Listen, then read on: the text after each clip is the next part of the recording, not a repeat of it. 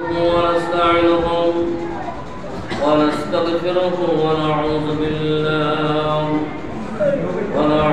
بالله من شرور أنفسنا ومن سيئات أعمالنا. من يهدي الله فلا مضل له ومن يضلل فلا هادي له. ونشهد أن لا إله إلا الله وحده لا شريك له، وأشهد أن محمدا عبده ورسوله. فقد قال الله تعالى في كلامه المجيد والفرقان الحميد: أرسله بالحق بشيرا ونذيرا وداعيا إلى الله بإذنه وسراجا منيرا. فقد قال الله تعالى في كلامه المجيد والفرقان الحميد: أرسله بالحق بشيرا ونذيرا وداعيا إلى الله بإذنه وسراجا منيرا. فقد قال الله تعالى في كلامه المجيد والفرقان الحميد: إن الله وملائكته يصلون على النبي يا أيها الذين آمنوا صلوا عليه وسلموا تسليما. اللهم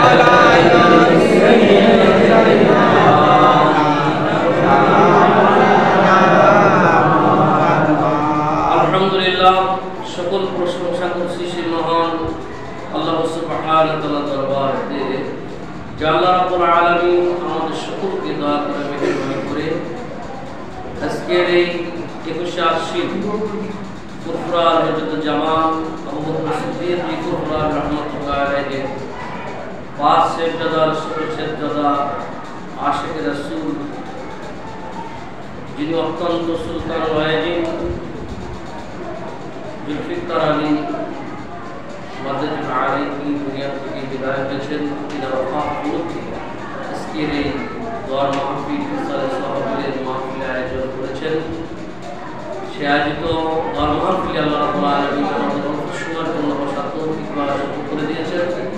এই জন্য স্বতঃস্ফূর্তভাবে হৃদয়ের গভীর থেকে সবটুকু ভালোবাসা জাড় করে আল্লাহ পাকের দরবারে শুকরিয়া তাআলা জ্ঞাপন করছি। মহব্বতে জবান খুলে আমরা শুকরিয়া বলে আলহামদুলিল্লাহ।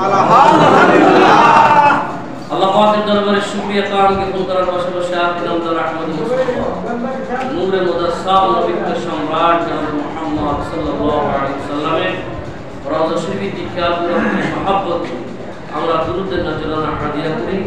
জবান খুলে আমরা সকলেই বলি সাল্লাল্লাহু আলাইহি ওয়াসাল্লাম। আলহামদুলিল্লাহ।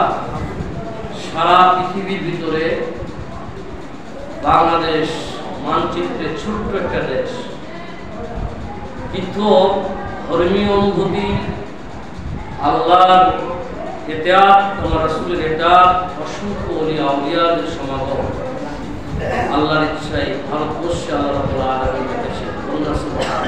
সুবহানাল্লাহ। এই ভারতীয় উপমহাদেশে কোন নবী রাসূল আগমন করে নাই, সহিহ মতে কোন সাহাবা ইকরাম আগমন করে নাই। কিছু রিওয়ায়াত আছে, কিছু সাহাবী আসছেন, এটা রিওয়ায়াত আছে, সহিহ মতে আপনার রিওয়ায়াতে পাওয়া যায় না। তবে কেন এত মাদ্রাসা, এত মসজিদ, এত খানকা শরীফ, এত আলেম উলামা, এত বুজুর্গ আল্লাহ ওয়ালাদের সমাগম এই ভারতীয় উপমহাদেশে? একটি মাত্র কারণ যে এই ভারতীয় উপমহাদেশে এক ঝাঁক আউলিয়া কেরাম এসে এই এলাকাগুলোকে আবাদ করেছেন। সুবহানাল্লাহ। তার ভিতরে প্রথমেই শাহ ওয়ালিউল্লাহ মুহাদ্দিস দেহলভী রাহমাতুল্লাহ আলাইহি, তেনার শাগির্দ ছিলেন শাহ আব্দুল আজিজ দেহলভী রাহমাতুল্লাহ আলাইহি, তেনার শাগির্দ ছিলেন সৈয়দ আহমদ বেরলভী রাহমাতুল্লাহ আলাইহি। সুবহানাল্লাহ। সৈয়দ আহমদ বেরলভী রাহমাতুল্লাহ আলাইহি তিনজন শাগির্দ ছিলেন। তার ভিতরে এক নম্বরে ছিলেন জৌনপুরী কারামতুল জৌনপুরী রাহমাতুল্লাহ আলাইহি, তারপরে ছিলেন নূর মোহাম্মদ নিজামপুরী রাহমাতুল্লাহ আলাইহি, তারপরে ছিলেন নূর মোহাম্মদ ঝানঝানভী রাহমাতুল্লাহ আলাইহি। জৌনপুরী কারামতুল জৌনপুরী রাহমাতুল্লাহ আলাইহি ওনার আবার তিনজন শাগির্দ ছিলেন, খলিফা ছিলেন। তার ভিতরে এক নম্বর ছিলেন হাফেজ মোহাম্মদ জৌনপুরী রাহমাতুল্লাহ আলাইহি, তারপরে ছিলেন ইয়াকুব আলী বদরপুরী রাহমাতুল্লাহ আলাইহি, তারপরে খলিফা ছিলেন আব্দুল লতিফ ফুলপুরী রাহমাতুল্লাহ আলাইহি। সুবহানাল্লাহ। তারপরে আপনার নূর মোহাম্মদ নিজামপুরী রাহমাতুল্লাহ আলাইহি একজন খলিফা ছিলেন, তিনি ছিলেন শাহ সুফি রাসূলুল্লাহ ফতেহ আলী মাইসি রাহমাতুল্লাহ আলাইহি। সুবহানাল্লাহ। তার একমাত্র খলিফা ছিলেন উলিল আমর মুজাদ্দিদ জামান আবু বকর সিদ্দিক রাহমাতুল্লাহ আলাইহি। সুবহানাল্লাহ। নূর মোহাম্মদ ঝানঝানভী রাহমাতুল্লাহ আলাইহি ওনার একজন খলিফা ছিলেন হাজী এমদাদুল্লাহ মাক্কি রাহমাতুল্লাহ আলাইহি।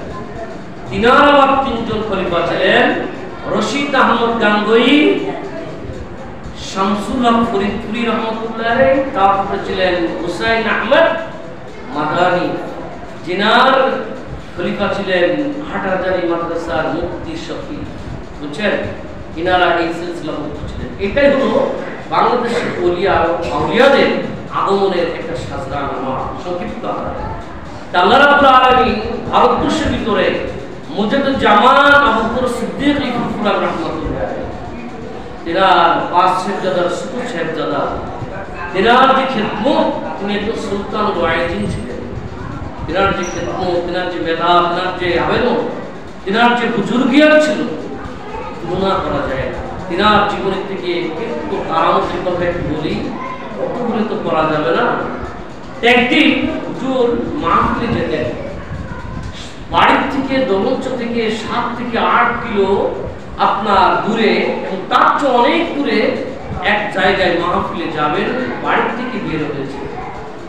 হুজুর কেবলা যখন বাড়ির থেকে বেরোতেন, ড্রাইভারের নির্দেশ ছিল যে ভ্রমণে যাওয়ার আগে গাড়িতে তেল ঠিক মতো আছে কিনা, মোবিল ঠিক মতো আছে কিনা, গাড়িতে স্টার্ট ঠিক মতো নেয় কিনা, আগে তো টেস্ট করতে গেলে হুজুরের নির্দেশ ছিল। কিন্তু ড্রাইভার ওই দিন কি করলেন, ওই দিন টেস্ট করার পরও কিন্তু একটা বন জঙ্গল পার হতে তো 7 থেকে 8 কিলো একটা জঙ্গল ছিল, সে জঙ্গল পার হয়ে চলে যাবে, কিন্তু ফেরার পথে ঠিক জঙ্গলের মাঝখানে সেই স্টার্ট বন্ধ হয়ে গেল। তখন হুজুর বলছে, ড্রাইভার কি সমস্যা হলো? লজ্জায় কিছুই বলতে পারছে না, কি বলবে? হুজুর যদি কিছু বলে, বলছে হুজুর গাড়িতে তেল ফুরায় গেছে। ড্রাইভার সাহেবকে কোনো তাড়া করলেন না, রাগ করলেন না, গুসা করলেন না, গালও দিলেন না, কিচ্ছুই বললেন না। তা বলছে যে আমার প্রচুর পাত্র লোটা আছে, ওর ভিতরে পানি আছে, পানিটা তুমি আমার সামনে নিয়ে আসো। হুজুরের সামনে পানিটা নিয়ে আসার পরে ফুটে বললো, তেলের ট্যাঙ্কিটি ঢেলে দাও, এবার ঢেলে দিয়ে স্টার্ট করো, আল্লাহ চাহে তো ইনশাআল্লাহ গাড়ি স্টার্ট করবে। বলুন না সুবহানাল্লাহ। এবার কি করলেন ড্রাইভার? ভিতরে বিশ্বাস আছে ঠিকই, পানি তেল হবে, মদ শিরকায় পরিণত হবে, নবীর ইতিহাস আপনারা জানেন না? হযরত ওমর রাদিয়াল্লাহু তাআলার জামানায় এত বড় শাসন ছিল যে শাসনের কথা আপনারা জেনে থাকেন। শয়তান পর্যন্ত আপনার হযরত ওমর রাদিয়াল্লাহু তাআলা দেখলে অন্য পথে পালিয়ে পালিয়ে চলে যেত। ঠিক না? সুবহানাল্লাহ কি বলে দিতে হবে? মানে জজবা থাকলে কোন জায়গায় সুবহানাল্লাহ বলতে হবে, বক্তার কথা মুখে থাকতে থাকতেই রোল উঠবে, তবেই মানে তেজ হবে। বলুন না সুবহানাল্লাহ। আমার শয়তান হযরত ওমর রাদিয়াল্লাহু তাআলা যেখানে থাকতেন, শয়তান ওমর রাদিয়াল্লাহু তাআলার দিকে চলে যেত। কেমন শাসন ছিল, এমন আপনার স্কিম রোলার চালু ছিল। আমার এবার অন্য ব্যক্তি যদি স্বপ্নেও যদি আপনার খারাপ কাজ করতে দেখত, হঠাৎ করে জেগে আপনার কত বছর হয়ে যেত, বাস্তবে বললাম না স্বপ্নে বলো, যার কারণে শাসনের ব্যবস্থা ছিল। বাবা আমার এক যুবক হঠাৎ করে আবার চাদরের ভিতরে আপনার মদ নিয়ে চলে যাচ্ছেন। হযরত ওমর রাদিয়াল্লাহু তাআলা ওই যুবককে ডাক দিলেন, হে যুবক, হে শাবাব, হে যুবক তুমি এদিকে আসো। যুবক কিন্তু ভয়ে থরথর করে কেঁপে গেছেন।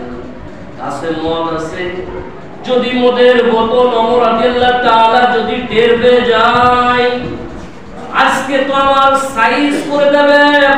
হযরত ওমর রাদিয়াল্লাহু তাআলার অর্ধেক পৃথিবীর শাসক ছিল, জিনার ভিউটা এমন ছিল, ওই নীল নদের কিনারায় যদি একটা কুকুর যদি না খেয়ে যদি দুনিয়া থেকে বিদায় হয়ে যায়, আমি ওমর আল্লাহর আদালতে আমাকে জবাব দিতে হবে।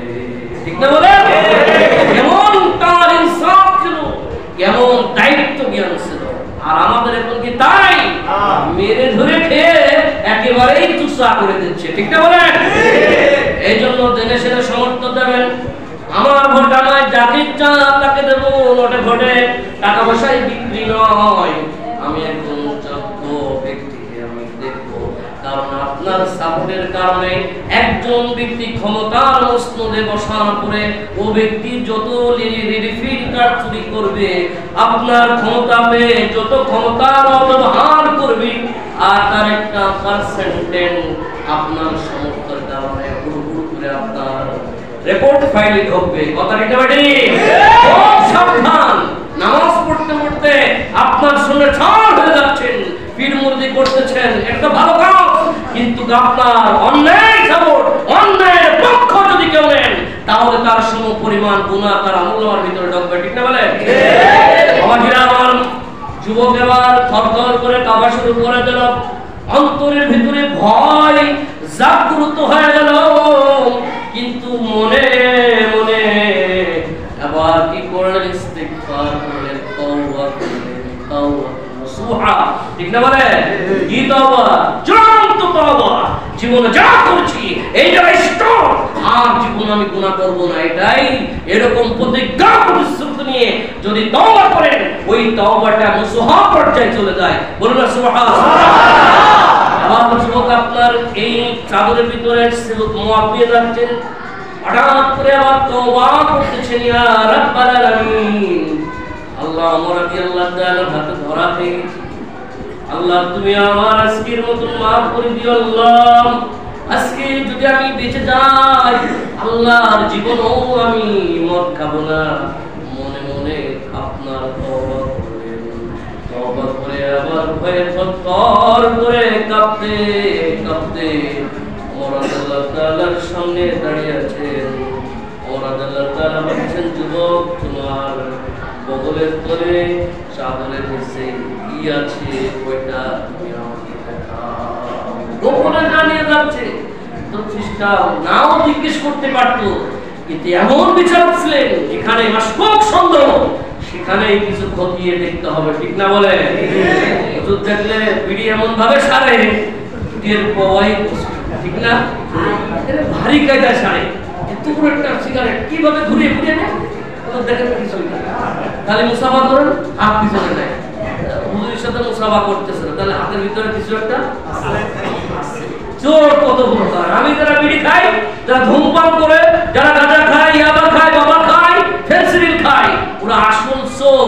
ওরা ভালো জায়গায় খায় না, চুরি চুট্টামি করে খায়, আর বাথরুমেই খায়। বাথরুমে কোনো খানা খাওয়া যায় না, কিন্তু মাঝে মাঝে ধোয়া ওঠে, আর এমন খাওয়া খায় সকালবেলা উঠে মুখ না ধুয়ে ধরায়। কি কথা ঠিক না? ও সাবধান, 2 আঙ্গুলের ভিতরে আপনি আগুন নিয়ে খান। মুসলমানের ছেলে আপনার নাম আব্দুর রহমান, খুব সাবধান। যুবক থর করে খাওয়া, চোখে ধর করে পানি পড়ে, এই জায়গায় কম্পন হলে এই জায়গাতে পানি পড়ে। বলুন না সুবহানাল্লাহ। কি তওবা! আমরা সকাল বিকালে তো তওবা করি। হুজুর বলেছে ঈশার নামাজের আগে 100 বার তওবা না করে বাবা ঘুমাবে না। সে কি তওবা করি আমরা? যদি তলিয়ে দেখেছেন কি তওবা? সুম্মাল্লাযিনা আমানু সুম্মাল্লাযিনা কাফারু, তাই ইমান আনি আবার কুফরি করি, ইমান আবার কুফরি করি, চুরি করি, আবার কি করি? তওবা করি। হুজুররা যেগুলো ভেবে করি, তওবার হাকিকত কিন্তু এরকম নয়। তওবা করেছিলেন যুবক, দেখেন এবার বোতল না বাইর করে তো পাই না, দেবে যদি ধরে, অস্ত্র না থাকলেও কবে যে আমার বাড়ি খানার ভিতরে একটা আছে, ঠিক না? আরে না, কি অবস্থা! বের করে দিচ্ছে হুজুর, ধরে বলছে আচ্ছা ঠিক আছে, তো মত না, এটা শিরকা, যাও তুমি চলে যাও। বলুন না সুবহানাল্লাহ। ঘটনাটা কি? আল্লাহ যার সেভ করে, আল্লাহ যার বাঁচায়, সাথে সাথে তওবা করে হাতে মুসলিম হয়ে পরবর্তী জীবনে সে একজন কর্ণধার একজন সাহাবী হয়ে গেছিল। বলুন না সুবহানাল্লাহ। কেমন কি হলো ছোট হুজুর কেবলা যখন বলল যে একটু ঢেলে দাও, স্টার্ট দেওয়ার পরে বলছে হুজুর ঘটনাটা কি? চুপ, কোনো কথা বলবে না, কাউকে কথা বলবে না। হুজুর ইন্তেকালের পরে কারামতি প্রকাশ করা জায়েজ আছে। ইন্তেকালের পরে যে ওই ড্রাইভার তখন হুজুরদের সামনে বললো যে একদিনকার ঘটনা শোনো, এই হলো বিষয়। বলুন না সুবহানাল্লাহ। ছোট হুজুরকে আপনার অফার দিবস তিনার শরণার্থে মানে তিনার ওয়াহানি তাওয়াজ্জু নেওয়ার জন্য এই জলসায় বসেছে। ইনশাআল্লাহ কেউ পাবে পুরোপুরি, কেউ পাবে অর্ধেক, কেউ পাবে একটা গ্রেড, আর কেউ পাবে তবারক। কি কথা লিখতে হবে? তবারকের ভিতর কিন্তু খাসির গোশ আছে, জানেন তো? হুজুর আপনার জানা থাকে, আমরা বেশি জানি, কি একটু দিলে তো ভালোই হয়। আমার দাদা হুজুর কিবর রহমাতুল্লাহ আলাইহি সব কিসের মানুষ ধরার জন্য এমন একটা সিস্টেম করেছে। অনেকেই কয় হুজুর কিয়াম না করলে ভালো হয় না। আরে কিয়ামের যে বরকত, কিয়াম করার সাথে সাথে একজন মুসল্লি যদি বাড়ে, শ্রোতাও যদি বাড়ে, তাও বাড়বে, ঠিক না? হ্যাঁ, বাগানে টাকানে যারা বসে আছে তারা জানবে ইয়া নবী সালাম আলাইকুম মানে কি তাবারক দেওয়ার সময় এসে, ঠিক না? এই কিয়াম নিয়ে একবার দাওবন্দি কিছু আলেন ইখতিলাফ করলো। দাদা হুজুরের সব ভালো লাগে, কিন্তু নবীর যখন সালাম দেয় এই কিয়ামটা কেন করে? তখন সেখানে বসে আমাদের বলে লাভ নাই। আমরা হুজুরের কাছে যাই, ডাইরেক্ট আমরা বলি হুজুর আপনার সব ভালো লাগে, কিন্তু কিয়ামটা না করলে হয় না? এই কথা বলার জন্য হুজুরের দরবারে আসছে। এবার দাদা হুজুর রহমতুল্লাহ আলাইহি বসে আছেন। তা বলছে, বাবা কি জন্য আসছে? যে মন নিয়ে এসেছে ওই মন নিয়ে ওলির দরবারে যে মন নিয়ে আসে ওই মন আর থাকে না। দরবার থেকে যখন চলে যায় ও পরিবর্তন হয়ে যায়। সুবহানাল্লাহ। এবার দেওবন্দি আলেম মনে মনে পরিকল্পনা করে আসলো, দাদা হুজুর কেসকে আমরা প্রশ্ন করে আমরা খারাপ হয়ে দেব। এসে বলছে, হুজুর আপনার সব কর্ম ভালো লাগে, নবীর শানে যখন আপনি সালাম দেন তখন আপনি বসে বসে দেন, দিতে নিষেধ নাই, আপনি কেন দাঁড়ায় দাঁড়ায় দেবেন? এরকম বিভিন্ন প্রশ্ন লাগতে লাগলো। দাদা হুজুর কেবলা বললেন, তোমরা কি চোখে দেখবা না কানে শুনবা? কোনটা তোমরা করবা? বলছি দেখতে পারলে আবার শুনে, দেখতে পারলে হুজুরের কুতুবখানা ছিল পাশে। আপনার কুতুবখানা আছে? অস্ত্র না আলেমদের, আপনার ঈমান বাঁচানোর অস্ত্র হলো কিতাব। বাড়ি কিতাব নেই, হুড়ুড় করে কিয়াম নিয়ে বেঁচে গেছে, দৌড়িয়ে এই মসজিদের ইমাম মাসুদুল ভাইয়ের কাছে আসে, হুজুর এই ঘটনা আপনার ঈমান বাঁচানোর তাগিদে এই মাসলাকগুলো আপনার জানা প্রয়োজন। এর অস্ত্র আপনার ঘরে রাখা তাহকিকুল মাসাইল, মুফতি আজম ফুরফুরা শরীফের আবু জাফর সিদ্দিক রাহমাতুল্লাহ আলাইহি তাহকিকুল মাসাইল কিতাবটা ঘরে রাখেন। সব ধরনের ইখতিলাফি মাসলা ওখানে সলিউশন দেওয়া আছে। বলুন না সুবহানাল্লাহ। এবার কি করলেন ওরা? যখন পড়লেন দাদা হুজুর বললেন যে কোনো কথা দরকার নেই, আমার কুতুবখানায় ঢুকে পড়ো। এবার কুতুবখানায় যাওয়ার পরে তাক ভরে কিতাব আছে। তা বলছে, হুজুর কোন কিতাব দেখবো? বলছে মনে যেটা চাই সেটাই টান দিয়ে বের করো, তার ভিতরে সমাধান নিহিত আছে। বলুন না সুবহানাল্লাহ। তোমার তো বুঝতে পারে কোন দরবারে আসছে। এবার যে কিতাব একটা করে যে টান দিয়েছে, টান দেওয়ার পরে ওলিদের কারামত সাধারণ মানুষের বিবেকে কিন্তু অসম্ভব মনে হয়। নবীদের মুজিজা আর ওলিদের কারামত একটা অলৌকিক বিষয়, স্বাভাবিক তাদের জীবনে ঘটনা ঘটে না, সেটা বিশেষ প্রয়োজনে আল্লাহ পাক নবী এবং আউলিয়াদের দ্বারা এগুলো প্রকাশ করায় সাধারণ মানুষের বিশ্বাস জন্মানোর জন্য। বলুন না সুবহানাল্লাহ। কারামত আউলিয়ায়ে হাক্কুন, তা ওলিদের কারামত সত্য। এবার কিতাবটা বের করে বলছে, হুজুর কত পৃষ্ঠায় কত সাফায় আছে। বলছে কিতাব বের করলেই তুমি সমাধান পেয়ে যাবে। বলুন না সুবহানাল্লাহ। এর উস্তাদ দরকার নেই। হ্যাঁ, উস্তাদের তাওয়াজ্জু। এখনকার হাফেজ ছেলে বড় ইচ্ছা, হুজুর বিয়ে করার আগেই হচ্ছিল যদি ছেলে হয় হাফেজ বানাবো। শুধু ছেলে হয়েছে, কিন্তু দিছি এমন উস্তাদের কাজ পড়তি, সে উস্তাদের কোনো ভাইস নেই। উস্তাদ হাফেজ সাহেব নামাজই ভালো করে, কারণ আপনি মনে করবেন তো হাফেজ সাহেব কি নামাজ কাজা করে না, ওরা পীর সাহেব তো অনেক পীর সাহেব নামাজ পড়েন, এরকম আছে। নামে পীর লাগানো আছে। পীর হওয়ার জন্য কাউলুল জামিলের ভিতরে 5টা গুণের দরকার। আমি ওদিকে যাচ্ছি রে, নামাজ কাজা করবে, আপনার হারাম খাবার খাবে, আর ওই খাবার খেয়ে জবান দিয়ে ওয়াজ করবে, তালিম দেবে, ওটার কোনো আসর, কোনো শক্তি, কোনো নূর নেই, যার কারণে তার দ্বারা কোনো উন্নতিও হবে না। কি কথা ঠিক না? দেখে শুনে হেফজখানায় দিয়ে খুব সাবধান। এমন কি করলেন হুজুর? এবার বলছে তখন কিতাব বের করার পর পরই সেই ডকুমেন্টসটা মিলাতে সেই বিষয়টা সামনে স্পষ্ট হয়ে গেছে। এবার দাদা হুজুর পীর কেবলা রাহমাতুল্লাহ আলাইহি বললেন, বাবা তুমি পড়তে শুরু করে দাও। এবার পড়তে শুরু করে দিয়ে পরে নবী হুরায়রা রাদিয়াল্লাহু তাআলা قال قال رسول الله صلى الله عليه وسلم قال رسول الله صلى الله عليه وسلم। ছোট্ট একটা দূর শরীফটা যখন পড়লেন তখন অটোমেটিক যতগুলো আলেম ছিলেন সবাই দাঁড়িয়ে গেছে। দাঁড়ায় গেছে। তখন এই দেওবন্দি আলেমরা বলল, হুজুর জীবনে বহুত তালিম দিয়েছি, বহুত ছাত্র আমরা পড়াইছি, বুখারী পড়াইছি, মুসলিম শরীফ পড়াইছি, কতবার ক্বালা ক্বালা রাসূলুল্লাহ সাল্লাল্লাহু আলাইহি ওয়াসাল্লাম পড়েছি। জীবনও কোনদিন এই দুরুদের সাপ, এই দুরুদ জিনার ওসিলায় আমরা দোয়া করি, জীবনও কোনো আসর কোনো শক্তি আমরা পাই নাই। কিন্তু আপনার কুতুবখানায় ঢোকার পরে যখন কিতাব নিয়ে আমি সাল্লাল্লাহু আলাইহি ওয়াসাল্লাম যখন পড়েছি, সাথে সাথে মদিনাওয়ালা সামনে উপস্থিত হয়ে গেছে। বলুন সুবহানাল্লাহ। বিশ্বাস হয় তো? জুরকানি কিতাবের ভিতরে ওয়াইদাল্লাহু মিন খুরুজ, অর্থাৎ জুরকানি কিতাবের ভিতরে আছে ওয়াইদাল্লাহু মিন খুরুজ মিন কুবুরিহিম।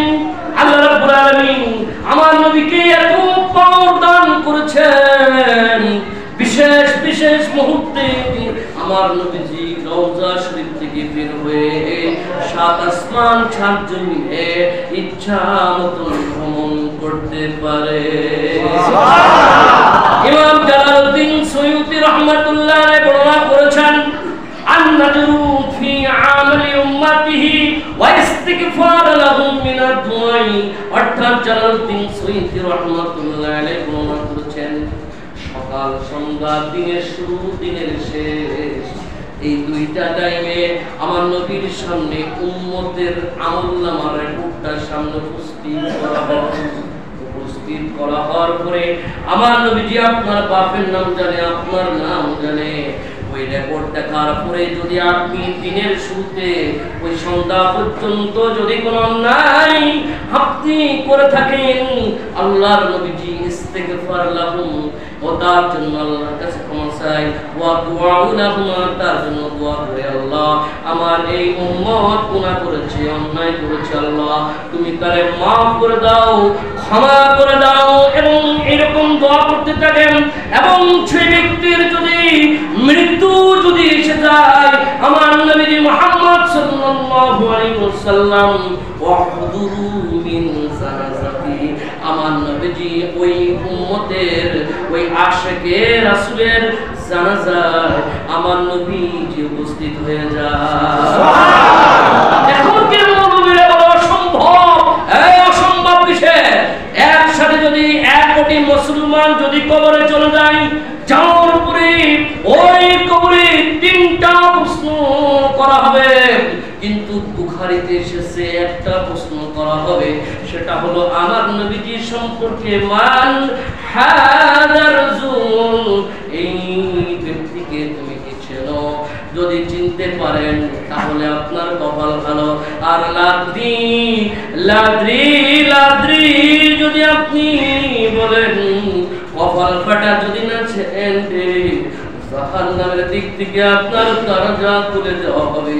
ওই জাহান্নাম থেকে হুড়হুড় করে আপনার সাপ বিচ্ছু আগুনের লেলিহান আপনার কবরে যখন আসা শুরু করে দেবে, ওই আগুনগুলো এসে আপনারে এমন ভাবে আপনারে খাইবে, ওই সাপে দংশন করবে। একবার দংশন করে 70,000 বছর আপনার যন্ত্রণায় আপনার সেই ছটফট করতে শুরু করে দেবেন। এই জন্য যদি নবীর ইত্তেবা অনুসরণ যদি করতে পারেন, আল্লাহ রাব্বুল আলামিন আপনার কিসমত খুলে দেবে। বলুন সুবহানাল্লাহ। আয়ান টিভির একটা বড় করে একটা টিভির ভিতরে যদি একটা ভাষণ দেয়, তাহলে এক ভাষণে এক ব্যক্তি সারা টিভির ভিতরে যাওয়া সম্ভব। কথা ঠিক না? ঠিক তদ্রূপ আমার নবীজির এত বড় ক্ষমতা আল্লাহ দিয়েছেন, তিনার এত দৃষ্টি শক্তি দিয়েছেন, সব খবর রাখতে পারে। বলুন সুবহানাল্লাহ। ছোট হুজুর কেবলা রাহমাতুল্লাহ আলাইহি আরো একটা কারামত শোনেন। দাদা হুজুর পীর কেবলা রাহমাতুল্লাহ আলাইহি ওই মাঝে মাঝে ফাতেমাদের দিন প্রচার করতে যেতেন, বাইরে যেতেন। একদিন সন্তোষপুর নামক একটা এলাকার দিকে যাচ্ছেন। দাদা হুজুর পীর কেবলা রাহমাতুল্লাহ আলাইহি ওয়াজের ধরন ছিল, একটা বাজারে নামতেন, এক জায়গায় 2-4 জন 5 জন বসে আছে, তাদেরকে ডেকে নিয়ে দিন আলোচনা করতেন। ওরকম ওয়াজের মাজলিস করে 1 মাস ধরে ওয়াজের রেট ফেলায়ে টাকা আদায় করে নিয়ে, স্টেপ করে নিয়ে আপনার ঘরে ঘরে টাকা আদায় করে, ওরকম একটা সিস্টেম প্রথম পর্যায়ে ছিল না। দাদা হুজুর কেবলা যেতেন, অটোমেটিকলি মানুষ তিনার কাছে মাসির মতন এসে এসে হাজির হয়ে যেত, বলুন সন্তোষপুর এলাকা থেকে চলে যাচ্ছেন, হঠাৎ করে অনেক মানুষ দাদা হুজুর পীর কেবলা রহমাতুল্লাহ আলাইহির ধারে আসলেন। হুজুর প্রথম কুশল বিনিময় করলেন, করার পরে দিনের দাওয়াত দেওয়ার পরে তারা দাওয়াত গ্রহণ করলো না। তায়েফের মতো আমার নবীজি তায়েফবাসীরা যেমন আঘাত করেছিলেন, সন্তোষপুরের এলাকার মানুষরা আমার দাদা হুজুর পীর কেবলা রহমাতুল্লাহ আলাইহিকে অপমান করলো, তুচ্ছায় করলো, তুচ্ছ করলো, এরকম ভাবে বললেন। কিন্তু দাদা হুজুর তিনাদের জন্য বদদোয়া করলেন না। বদদোয়া না করে তাদের বারবার বোঝানোর চেষ্টা করলেন, কিন্তু তারা গিলল না। তারা দিন যখন না গিলল, দাদা হুজুরের নিরাশ হয় নাই। ওই জায়গায় দাঁড়াই আল্লাহর কাছে দোয়া করলেন, ইয়া রাব্বাল আলামিন, আল্লাহ আমার 5টা ছেলে আছে, আল্লাহ আমার ছোট ছেলে যিনি সুলতান ওয়াহিদ, অর্থাৎ আমার জুলফিকারের দ্বারা আল্লাহ তুমি সন্তোষপুরীর এলাকার মানুষকে আল্লাহ তুমি হেদায়েত করে দিও। কোন জায়গায় টেলিফোন করে দিয়েছে? জায়গায় হেদায়েতের মালিক কে? আল্লাহ। ইন্নাকা লা তাহদি মান আহবাবতা। নবীজি বারবার আবু তালেবের কানের কাছে বলছে, চাচা আমার জন্য আপনি আগ্রহ হয়েছেন, আমার জন্য আপনি বাজারে গেলে বাজারে দোকানপাট গুলো আপনার কি ও কোনো বিক্রি করতো না, আমার জন্য আপনি আগ্রহ হয়েছেন। চাচা বাবারে কোলে পিটি করে মানুষ করেছেন, আমি মায়ের পেটে ছিলাম, বাপকে দেখি নাই। বাপের জানাজা করতে যাওয়া, ওই কবরে জালন করতে যে মাকে হারাইছি, মাকে হারানোর পরে তারপর দাদাকে হারাইছি, দাদাকে হারানোর পরে একমাত্র গন্তব্যস্থান আপনার বাড়িতে এসে আমি বড় হয়েছি। এই কথা বারবার বলি, কিন্তু আবু জেহেল সাহেবা দাঁড়িয়েছে, বলছে আবু তালেব খবরদার, বাপ দাদার ধর্মের কালিতে তুমি চুনকালি দিও না, চুনকালি দিও না। আল্লাহ নবী বারবার মনের হৃদয়ে ভালোবাসা নিয়ে বারবার বলছে, চাচা শুধু একটু বলো লা ইলাহা ইল্লাল্লাহু মুহাম্মাদুর রাসূলুল্লাহ সাল্লাল্লাহু আলাইহি ওয়াসাল্লাম। আল্লাহ রাব্বুল আলামিন আমার হাবিবকে জানায় দিলেন, হাবিব দুঃখ করবেন না, ইন্নাকা লা তাহদি মান আহবাবতা, আপনি যারে পছন্দ করেন তারে আপনি হিদায়াত করতে পারেন না। হিদায়াতের মালিক, হিদায়াতের চাবিকাঠি আমার আল্লাহর হাতে, কথা ঠিক না বেটি? হুজুর হিদায়াত করতে পারবেন, হুজুর কি হিদায়াতের মালিক? না। আল্লাহ রাব্বুল আলামিন কোরআন কারীমের ভিতরে বলেছেন, আমার থেকে যদি একটা যদি তুমি মানুষকে বোঝাও, মানুষকে তুমি জানাও, তোমাকে আমি তারকা করে পাঠাই নে, তুমি মেরে মানুষকে দিনের দিন ধরে নিয়ে আসো। অর্থাৎ মানলে আবু বকর, না মানলে কি হবে বলেন? মানলে আবু বকর, না মানলে আবু জেহেল। ঠিক না? কথা ঠিক না বেটি? বাবাজিরা আমার দাদা হুজুর কেবলা রহমাতুল্লাহ দোয়া করলেন, সে দোয়ার ভিতরে অনেক আপনার গুরুত্ব ছিল। আমার হাত তোলা, আরেকজনের হাত তোলা, দাদা হুজুরের হাত তোলা, এবার হাত তুলে দোয়া করার পরে চলে আসলেন, ভারাক্রান্ত মনে চলে আসলেন, দোয়া করলেন না, তাদের জন্য দোয়া করলেন, হিদায়াতের দোয়া করে বাড়ি আসলেন। বেশ অনেক দিন পর ছোট হুজুর পীর কেবলা রহমাতুল্লাহ আলাইহি ওই এলাকা দিয়ে চলে যাচ্ছেন। কি যেন মনে হলো, এই এলাকার অনেক মানুষ দাঁড়িয়েছে, একটু ধর্মের কথা বলে যায়। আপনি চার দোকানে বসেন, চার দোকানে সকাল সারা রাত তাহাজ্জুদ নামাজ পড়ে চার দোকানে পর